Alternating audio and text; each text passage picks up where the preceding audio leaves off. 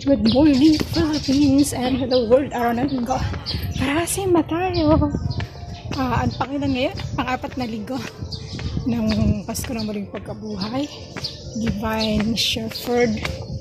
Linggo na mabuting Pasko. Ayan. Medyo maaga-aga, kaya chill kami maglakad. It's a Sunday morning. Nauna na si Love Lines Junior. Ayun na. OTD for the day. Ang aking pangsimbang damit at ang aking sapatos na may medyas. Nakikita. Hindi ko makita yung camera. Alright. Mahangin. Sarap ng hangin.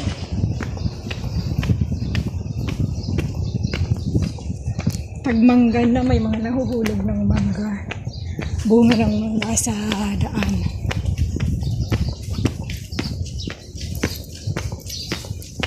Ganda ng flowers. Flowers.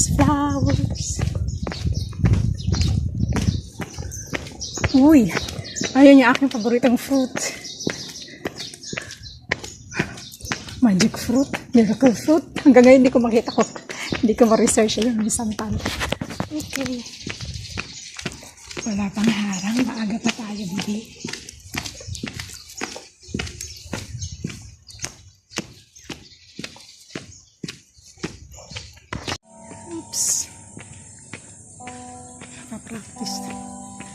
Practice na yung choir. Ang daming mangga.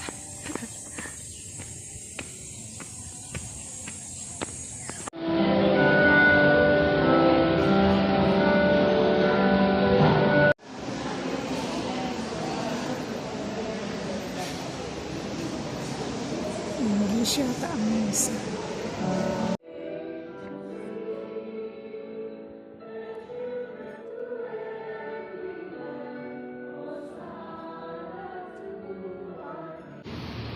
A reading from the Acts of the Apostles. A reading from the first letter of Saint Peter. The Mabuting Baston, no? So in today's Gospel, from the Gospel of John, Jesus presented himself as both shepherd and the gates, no, for the sheep. So dalawang symbols or allegory yung ginamit niya. So these images are simply yet that they carry a deep and powerful message for our lives. So Jesus begins, nagsimula siya describing this difference of being a true shepherd and a thief. No, ang layo na naman talagang pinangalanan niya talaga as robber, as magnanakaw, no? So than to the pastor or shepherd. So the shepherd enters to the gates, no? Kaya sa atin, dapat sa tayo lalaan, sa pintuan talaga, no? Sa gates, no? Kaya hindi dapat tayo, kapag sinabing also calls is sheep by name. So this is very symbolical, no? Or very significant for ang pastor doon sa kanilang bulungan. So ganyan ang Diyos, no? Tayo nga, dapat nagpapangalan pa nga tayo doon sa mga hayop natin, sa pets natin, di ba? Mas magaganda pa nga yung pangalan ng pets kaysa doon sa pangalan ng mga anak natin, di ba? So yun. So the sheep in this way recognize his voice. No? Kapag hindi siya tinawag sa pangalan niya, hindi yan ignore, hindi yan susunod yung mga tubang niya. For the stranger, his voice, they do not know. No? So this tells us something very important. Our relationship with Jesus is very personal. No? Kaya may pangalan tayo. So He knows our name at the beginning kung gaano tayo close sa Kanya. Hindi malayo ang Diyos sa atin kapag alam niya ang pangalan natin. He knows us individually. He knows our struggles. He knows our fears. And He knows our hopes. So He calls us each by name, no? Just as a shepherd knows every sheep, and Jesus knows every details of our lives. Diba mayroon ng scripture words, no? Every strand of our hair. Here's the very question that we must also ask for ourselves. So do we recognize the voice of the Good Shepherd, ang ating Panginoong Diyos? Because in the midst of the many voices in our world today, the voice of success, the voice of pleasure, and the voice even fear, it can be difficult to hear the voice of Christ as of now. No? Many voices promises happiness, pero ang dulot nito ay pinapalayo tayo sa katotohanan at bibig sa kapayapaan. And there are thieves and robbers. Jesus warns us about anything or anyone that leads us away from our Lord, sa ating Panginoon Diyos. But the voice of the Good Shepherd is very different. Kaya ito, no? Kung tayo ay mga magulang, tayo ay mga pinuno sa ating mga lipunan, sa ating komunidad. No? So, this is the voice of Good Shepherd. It is gentle. Kaya kung tataasan tayo palagi ng boses, so you're not a good shepherd, no? Nakikinig yan ng mga anak niyo. Pero pag sinisigawan ninyo ang anak niyo palagi, no? So, you're not a good shepherd. No? So, you should be gentle in many ways. Kahit galit ang ginagawa ng anak natin, ng komunidad natin, kahit sa simbahan, no? Mga members natin, but we still have to be gentle with them. We still have to be patient with them, di ba? Kaya ang good shepherd, ang mabuting pastol, di ba? Pag nawawala yung ang kanyang mga tupa, pasensyoso o pasensyosa niyang hinahanap ang kanyang mga tupa. Kaya kapag nawala na ang pagpapasensya natin, nawawala na yung good doon sa shepherd. Nagiging thieves, nagiging magnanakaw na tayo sa lahat ng bagay. No? So, hindi lang magnanakaw sa pera, but somehow magnanakaw in other opportunities, katulad ng magandang relasyon sana, o yung mga ganyan. And this calls us not to confusion ang ating mabuting pastor, no? But for the clarity. Ganyan ang mabuting pastor. Pinapaliwanag ang lahat para doon sa kalilangan ng ating puso't isipan. Ang mabuting pastor is not selfish. No? Hindi maramot ang mabuting pastor, a good provider. So, at the same time, it is not to lead us to darkness, but to life everlasting palagi. Kaya Jesus then says something very striking. The second symbol, I am the gate. Whoever enters through me will be saved and will find pasture. To say that Jesus is the gate means He is the way of life, to safety, to freedom. So we live in a world that offers many gates, no? Maraming pintuan tayo nakikita sa ating buhay. Many paths that we can choose, but not all of them lead to life, di ba? Some of the doors lead us to emptiness. Wala lang, di ba? Kaya yung mga material bagay na ito, kapag nakamit natin ang pagkamahaluhan minsan, di ba? Especially with the gadgets, nung pag-meron na tayo, ba't wala lang? No, bakit yan? Hindi na punan, hindi na satisfy yung sarili natin, no? And some doors leads us to brokenness, no? So, sunod-sunod ng ating pagsasira ng ating sarili, no? And also, doors leads us ng palaging magkakasala. Kaya, we have to be somehow reflected or constantly in choosing our doors na dadaanan. And only Christ leads us to what is truly good. And then comes the heart of our gospel in the last part. I came so that they may have life and have it more abundantly. So this is the mission of Jesus. So not to limit us, but to give us fullness of life. Yung kaganapan ng ating sarili. Not just only existence, no? But somehow abundant life. A life filled with meaning, no? A life filled with peace, purpose, love, and eternal life.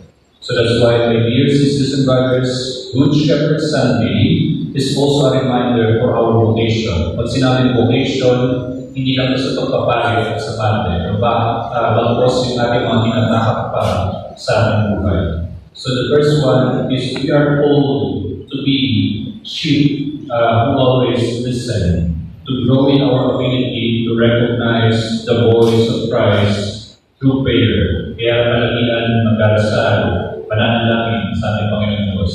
To recognize the voice of our Lord through Scriptures, not only here in the Mass, no? But somehow we are always invited to open our Bible and to read it, no? So practice lang din. So kahit ilang verse, no, sa ating scriptures or Bible, no? Pwede ba yung sana sa cellphone? As much as possible, if you have the Bible in your house, no, in your home, pakipulad naman, no? Yung mga ganyan. Buti pa yung mga ukod, buti pa yung ama, binabasa nila yung Bible, no? So yun. And for us also to learn the teachings of the church. Kaya pag may nilabas ang simbahan, especially our Holy Father, Pope Leo, no? Kapag sila inilabas ng kanilang mga writings, basahin din natin, we have to take time, no? Can be somehow a lecture divina in your house, no? Kung dito nag-lecture divina tayo, pero kung sa bahay, hindi natin ginagawa, no? So this will be a good bonding to your family, no? At kung nakakatapos na kayo ng isang season sa isang araw, di ba? Why not? A season lang sa Netflix na. So, why not try to read at least siguro mga 12 pages lang ito mga writings ng mga Santo Papa natin. No? So, somehow to be adept or somehow na updated tayo sa mga church teachings, no? Or magisterium. And secondly, last one, we are called in our way to be shepherds to others. Kanina, bilang isang tupa na nakikinig, but now, isang pastol na gumagabay. No? So, katulad lang that you should be a good parents to your children, no? And leaders to our community, to our society. No? So, mas lalo na our church leaders. Kaya minsan, hindi tayo sinusundan o sinusunod ng ating mga church servants, ang ating co-workers sa simbahan, is because namumutawi sa atin yung pag-uugali natin. So somehow, we have to check ourselves also. And then, please good luck to their flock, no? So, like us, sabi ko nga sa inyo, ay hindi kami basta-basta mag-i-stay lang dito. Unlike your licensed priests, they will stay 6 years. No, kami, we are just only guest priests. No? Kaya hindi kailangan ng attachments sa amin. No? So the same thing with the nuns and other consecrated persons. That you should always pray for us that we can guide you in many ways and protect you and love you as Christ did. No? And the question now for us to reflect is, whose voice am I following? And I'm listening to the Good Shepherd, and I'm leading others closer to Christ. Let us pray for the grace to recognize His voice more clearly each day, and may we always follow Him, trusting that He leads us not to harm, but to life, life in its fullness, eternal life. Can you all stand and let us pray?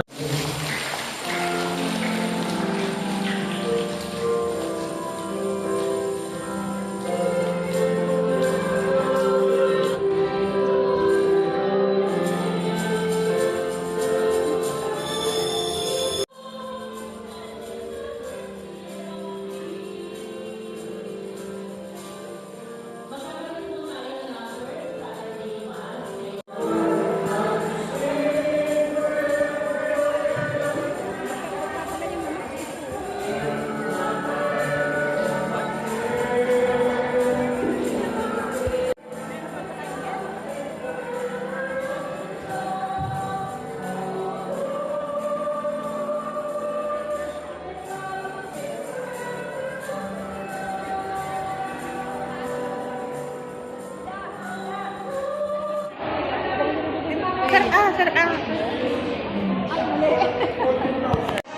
Rina.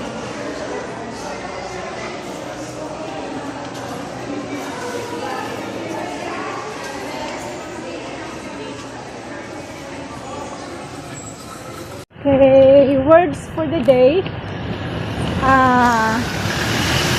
Ano yun? Mabuting pastol yan. Good shepherd and thieves at gate. Gate eh. Yan. Si Jesus ang daan. So, sungi sa landas. At kasi yung good shepherd ay pinapangalanan ng ano tawag nito? Ang mabuting pastol ay kilala ng kanyang mga tupa. Dumadaan siya sa pintuan, kaya wag ka daw dadaan sa ano, iba, pintuan, front door ka dadaan, sa gate ka dadaan. Kasi ang hindi dumadaan sa pinto, magnanakaw. Kaya pala pinapangalanan ng magulang yung anak ko. Part na pagiging pastor yon. Kasi yung sa bukasyon, hindi lang bukasyon ng pag-religyoso, kundi bukasyon ng pagiging shepherd pala. Yeah. Yung pagpapamilya bilang magulang, pastor ka ng yung mga anak. Leader, pastor ka ng yung mga nasasakupan, ganun. And kaya sa mga pare, sila talagang pastor din ng natin, ng mga mananampalataya, leader natin, right? Alright, so yun, nasa ano ko na-record ko yung sermon ni Father. Sana narinig nyo. So just follow.